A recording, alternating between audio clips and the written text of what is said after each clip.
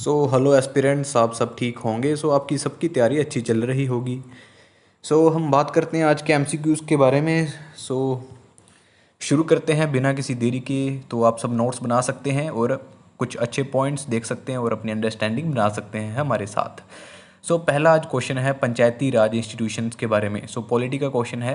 पहला है first statement है the 73rd constitutional amendment act added part 9 to the constitution. Second statement कहती है the gram sabha consist only of elected members of gram sabha panchayat. Third है the 11th schedule contain 29 subjects related to panchayat. तो इसके बारे में बताना है कि आपने कौन सी स्टेटमेंट सही है, कौन गलत है। फर्स्ट स्टेटमेंट देख लेते हैं। 73rd कॉन्स्टिट्यूशन अमेंडमेंट ने पार्ट 9 को ऐड किया गया था, बिल्कुल सही बात है। और सेकंड स्टेटमेंट कहती है कि only elected member of gram सभा, ऐसा नहीं है कि इलेक्टेड मेंबर ही इसमें आते हैं, जितने भी रजिस्टर्ड वोटर्स होते हैं विलेज में वो भी इसमें आ जाते हैं। तो ये गलत है सेकंड स्टेटमेंट। थर्ड कहते हैं कि 11th जो शेड्यूल है उसमें 29 सब्जेक्ट हैं, बिल्कुल सही स्टेटमेंट है ये भी। और जो म्यूनसिपैलिटीज़ हैं उसमें 18 सब्जेक्ट आई थिंक, तो ये भी आप अपडेट कर सकते हैं। और इसका आंसर है 1 और 3। B statement is correct. Next question पे चलते हैं पॉलिटिकल का। The election commission conduct elections to panchayat. Second है reservation of scheduled caste and scheduled tribe in panchayat is mandatory under the constitution. Third है the constitution mandates a uniform 3 tier panchayati raj system for all states without exception. इसमें से बतानी है आपने कौन C correct है, कौन सी रॉन्ग है। आपने आंसर मन में तो सोच ही लिया होगा या फिर पॉज करके आप देख सकते हैं। हम करते हैं स्टेटमेंट कौन सी करेक्ट और रॉन्ग है। फर्स्ट स्टेटमेंट बिल्कुल सही है। The state election commission conduct करती है इलेक्शन के पंचायत के इलेक्शंस को, स्टेट इलेक्शन कमीशन। ठीक है। और आपने ये बताना है कि भाई जो अपने मेंबर ऑफ पार्लियामेंट की वोटिंग होती है या फिर स्टेट लेजिस्लेटिव असेंबली की वोटिंग होती है वो कौन कंडक्ट करवाता है। मैं ही बता देता हूँ, इसको election commission of India conduct करवाती है।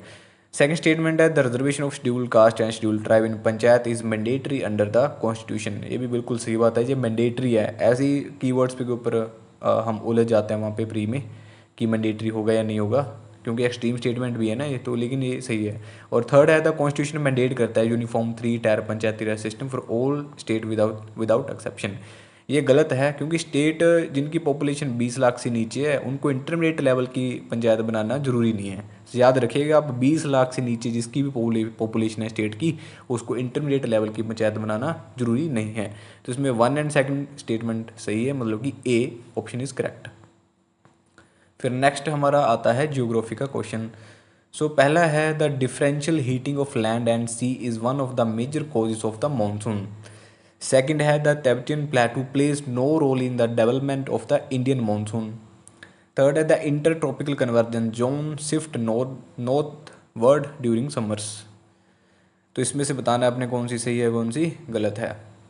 देख लेते हैं पहली पहली बिल्कुल राइट है। जो लैंड हीट फास्टर होता है सी से, and pressure difference obviously different होगा दोनों का, लैंड का और सी का भी, क्योंकि लैंड जल्दी गर्म होती है और जल्दी ही ठंडी होती है। ऐसी सी की लेटेंट हीट हमें पता है कि उसको ठंडा भी धीरे से होता है और गर्म भी धीरे से होता है, सी। और सेकंड स्टेटमेंट गलत है यहाँ पे। द तिब्बतन प्लेटू सिग्निफिकेंटली इन्फ्लुएंस करता है मॉनसून सर्कुलेशन को, क्योंकि वो थोड़ी ऊंचाई के ऊपर है ना, तो वहाँ पे काफ़ी ज़्यादा मतलब कि धूप पड़ती है डायरेक्ट, तो काफ़ी ज़्यादा गर्म हो जाता है वो। उसके बाद मानसून इन्फ्लुएंस भी होता है वहाँ पे, और वो इंडियन मानसून को भी मतलब कि अट्रैक्ट करता है। Third statement the ITCZ shift northward during the northern hemisphere summer. ये बिल्कुल सही बात है। ITCZ जो शिफ्ट होती रहती है नॉर्थ वर्ड को शिफ्ट होती रहती है वो नॉर्दर्न हेमिस्फीयर में गर्मियों में, बिल्कुल सही बात है ये, इसलिए फिर मानसून भी आता है इंडिया में। और ITCZ क्या है, बेसिकली यहाँ पे हवाएं आके टकरा जाती हैं। तो इसमें कौन सी 1 और 3, मतलब कि B statement is correct. Second चलते हैं ज्योग्राफी का क्वेश्चन, साउथ वेस्ट मानसून के बारे में। The Arabian Sea branch generally brings more rainfall to Western Ghats than the Bay of Bengal branch. Second है Chennai receive most of its annual rainfall from the south west monsoon. Third है Mawsynram receive heavy rainfall mainly due to orographic upliftment. First statement Arabian branch के बारे में generally bring more rainfall, ये बिल्कुल सही बात है। ओबियसली यार बे ऑफ बंगाल तो कहाँ से लेके आएगी वेस्टर्न घाट में बारिश इतनी, तो अरेबियन सी ही लेके आती है, क्योंकि इसकी ब्रांच टूटी आती है ना, जैसे कोई मालदा गैप से अंदर चली गई, एक गुजरात में उधर जाके करावली के पैरेलल चली जाती है। सो पहली स्टेटमेंट राइट है। सेकंड है चेन्नई रिसीव करता है मोस्ट जो इसकी एनुअल रेनफॉल है साउथ वेस्ट मानसून से, ये गलत है। एक्चुअली जो चेन्नई अपनी मोस्ट ऑफ द मानसून ले रहा है वो नॉर्थ ईस्ट मानसून से लेता है, जो अक्टूबर दिसंबर में होता है, वहीं से नॉर्थ ईस्ट मानसून से उसकी ज़्यादातर बरसात ले रहा है चेन्नई। चेन्नई छोड़िए, अब जो ईस्टर्न घाट्स हैं वो भी नॉर्थ ईस्ट मानसून से लेते हैं मोस्ट ऑफ, अक्टूबर दिसंबर में आते हैं, याद रखना है आपने। और थर्ड स्टेटमेंट जो है वो बिल्कुल सही बात है, ओरोग्राफिक अपलिफ्टमेंट से ही जो खासी हिल्स हैं वहाँ पे मेघालय में, और मेत्सन राम रीजन है जो जहाँ पे सबसे ज़्यादा बरसात पड़ती है दुनिया में, वो अपलिफ्टमेंट ओरोग्राफ से लेता है। तो फर्स्ट एंड 3 इज़ करेक्ट, सो मतलब कि A option is right. Next हमारा हिस्ट्री का क्वेश्चन है। सो 1857 रिवोल्ट के बारे में बताना है। पहली स्टेटमेंट की Bahadur Shah second was declare the emperor of India by the rebels. Second है the revolt begin at Meerut, कि मेरठ में रिवोल्ट हुआ था स्टार्टिंग। फिर all princely states supported the revolt against the British. So देखते हैं, पहली स्टेटमेंट बिल्कुल सही है, बहादुर शाह सेकंड डिक्लेयर किए गए थे emperor, rebels proclaimed, Bahadur Shah second as the leader, उनको बनाया गया था लीडर, लेकिन बाद में फिर उनको उड़ा दिया गया था, मतलब कि वो ख़त्म हो गए थे फिर बाद में अंग्रेज़ों की तरफ से। और सेकेंड स्टेटमेंट रिवोल्ट मेरठ में शुरू हुआ था एक्चुअली 10 मई 1857 को, सबसे पहले मेरठ से ही शुरू हुआ था रिवोल्ट 1857 को।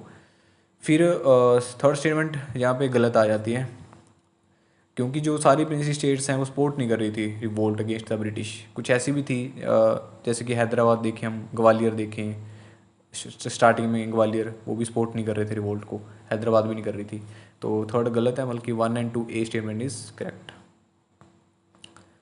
नेक्स्ट हमारा हिस्ट्री का है मौर्यन एम्पायर के बारे में। So Ashoka embraced Buddhism after the Kalinga war. Second है Megasthenes was the ambassador of Seleucus Nicator to the court of Chandragupta Maurya. Third the Arthashastra was written by Kalidas. So आप पॉज करके देख सकते हैं अपने दिमाग में कि कौन सा ऑप्शन सही आ रहा है, कौन सा गलत आ रहा है, नॉलेज लगा सकते हैं। तो हम देखते हैं first option, Ashoka embraced Buddhism after the Kalinga war. हाँ बिल्कुल सही बात है, वो धार्मिक हो गया था अशोका उसके बाद, कलिंगा वॉर के बाद, और क्या काफ़ी भयंकर वहाँ पे मारकाट हुई थी इसीलिए। सेकंड है कि Megasthenes was ambassador of the Seleucus Nicator to the court of Chandragupta Maurya, ये भी बिल्कुल सही बात है, मैगस्थनीज को भेजा गया था चंद्रगुप्त मौर्य की कोर्ट में। और थर्ड गलत है, Arthashastra traditionally attributed to Kautilya not Kalidas. तो यहाँ पे उलझन हो सकती है नाम में, कुटल्या और कालिदास, कुटल्या ने लिखी थी अर्थशास्त्र, कालिदास ने लिखी थी। और मतलब कि इसमें 1 और 2 ए option is right. Next subject हमारा इन्वायरमेंट का है। तो बायोडाइवर्सिटी हॉटस्पॉट के बारे में स्टेटमेंट देखनी है आपने। फर्स्ट स्टेटमेंट है to qualify as a biodiversity hotspot region must have at least 1500, मतलब कि 1500 एंडमिक वेस्कुलर प्लांट स्पीसीज होनी चाहिए वहाँ पे, सिर्फ वही उसी रीजन में स्पेशली एंडमिक होनी चाहिए 1500 से उससे ज़्यादा। So biodiversity hotspot must have lost at least 70% original natural vegetation, बल्कि उसका जो नेचुरल वेजिटेशन थी उसकी 70% वो लॉस हो चुकी हो, ख़त्म हो चुकी हो बायोडाइवर्सिटी हॉटस्पॉट डिक्लेयर करने के लिए। और थर्ड है the Western Ghats is recognised as the biodiversity hotspot. तो लगाइए इसका आंसर। सो देख लेते हैं हम। सो फर्स्ट स्टेटमेंट जो है वो बिल्कुल सही बात है, 1500 एंडमिक वेस्कुलर प्लांट स्पीसीज होनी चाहिए बायोडाइवर्सिटी हॉटस्पॉट डिक्लेयर करने के लिए। और सेकंड स्टेटमेंट भी बिल्कुल करेक्ट है, 70% उसकी जो ओरिजिनल नेचुरल वेजिटेशन है वो भी लॉस्ट होनी चाहिए, ख़त्म हो जानी चाहिए। और थर्ड स्टेटमेंट वेस्टर्न घाट ऑब्वियसली एक रिकॉग्नाइज्ड बायोडाइवर्सिटी हॉटस्पॉट है, ठीक है, जैसे कि हमारा हिमालय है, इधर से सुंडा लैंड हो गया, ठीक है, नॉर्थ ईस्ट वाला हो गया, तो हमारे पास 4 बायोडाइवर्सिटी हॉटस्पॉट्स हैं। तो 1 2 3 डी स्टेटमेंट इज़ करेक्ट। उसके बाद चलते हैं हम अगली रामसर साइट्स इन्वायरमेंट का अगला question. So the Ramsar convention is related to the conservation and wise use of the wetlands. ये तो आपने पहचान ही ली होगी। सो बिल्कुल सही बात है, करेक्ट है।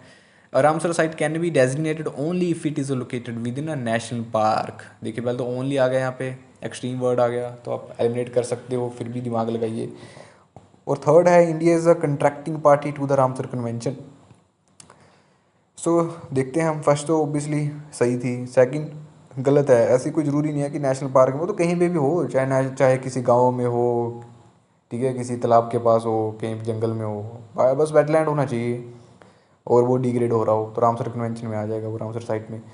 तो गलत है ये। और third, India is contracting, obviously India party है रामसर कन्वेंशन में। हम आई थिंक हमने 1984 के आसपास ज्वाइन किया था। तो 1 और 3 मतलब कि बी इज़ राइट। उसके बाद चलते हैं हम नेक्स्ट पे, साइंस का क्वेश्चन है।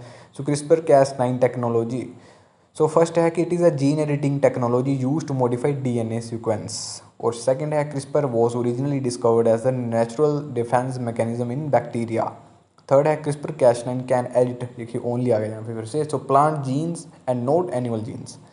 ठीक है, मतलब कि ओबियसली हम आज के टाइम पे कुछ टेक्नोलॉजी बनाएंगे तो उसको काफ़ी एडवांस रखेंगे ना, ऐसा थोड़ी कि सिर्फ कि प्लांट की जीन्स को एडिट कर पाएगा, एनिमल की नहीं कर पाएगा। ठीक है, तो जैसे भी लाइक वहाँ पे एक ऐसे स्टेटमेंट थे ना, पहले कैरेक्टर स्टेटमेंट डाल दी, उसके पहले वो बट के बाद शुरू करता है यूपीएससी की, बट के बाद वो चेंज कर देता है, तो मोस्ट ऑफ वो गलत हो जाते हैं स्टेटमेंट। तो फर्स्ट स्टेटमेंट ओबियसली राइट थी, जीन एडिटिंग टूल है और डीएनए को सीक्वेंस करता है, मॉडिफाई करता है। और सेकंड स्टेटमेंट भी बिल्कुल करेक्ट थी, क्रिस्पर जो था वो originally discovered as a natural defence mechanism in bacteria, ये भी सही बात है। और जो थर्ड है वो गलत है यहाँ पे, ओबियसली यार वो प्लांट्स की भी कर पाएगा, एनिमल्स की भी कर पाएगा, ठीक है, ह्यूमन्स की भी करता है, माइक्रो ऑर्गेनिज्म की भी करता है, ये भी याद रखना है आपने। तो plants, animals, micro organism. Second चलते हैं साइंस की, मतलब की तो फर्स्ट है कि geostationary satellite revolve around the earth in the same direction as earth rotation. Second है geostationary satellite appear stationary to an observer on earth. Third है all weather satellites are necessarily geostationary satellites. So देखिए इसका answer, सो पहली सही है, बिल्कुल correct है, it moves west to east, कि जैसे धरती वेस्ट टू ईस्ट घूमती है, ठीक है, ये भी वेस्ट टू ईस्ट घूमता है, तो अर्थ की रोटेशन के साथ ही घूमता है, ये भी सही करेक्ट स्टेटमेंट है। सेकंड है इट्स ऑर्बिटल पीरियड मैच करता है अर्थ के रोटेशन पीरियड के साथ, इसलिए इसको जियो स्टेशनरी कहते हैं ना, कि जियो धरती, जियो क्या है, धरती है, और स्टेशनरी की स्टेशन पे खड़ा देख रहा है उसको पूरा, तो उसके साथ ही चल रही है वो, ठीक है, तो जियो स्टेशनरी का मतलब ये होता है। उसके बाद है थर्ड स्टेटमेंट इनकरेक्ट है, क्योंकि many weather satellites operate in polar और सिंक्रोनस ऑर्बिट में भी चलती हैं rather than geostationary orbit, तो ये गलत स्टेटमेंट थी। तो ये थे हमारे आज के एमसीक्यू, हमने 5 सब्जेक्ट के किए थे, लाइक पॉलिटी, फिर हमने जियोग्राफी किया, ठीक है, फिर हिस्ट्री किया, फिर इन्वायरमेंट किया, फिर साइंस किया। तो 10 क्वेश्चन हमारे 10 एमसीक्यू हो चुके हैं। तो आज के लिए धन्यवाद, इतना ही, चलते हैं।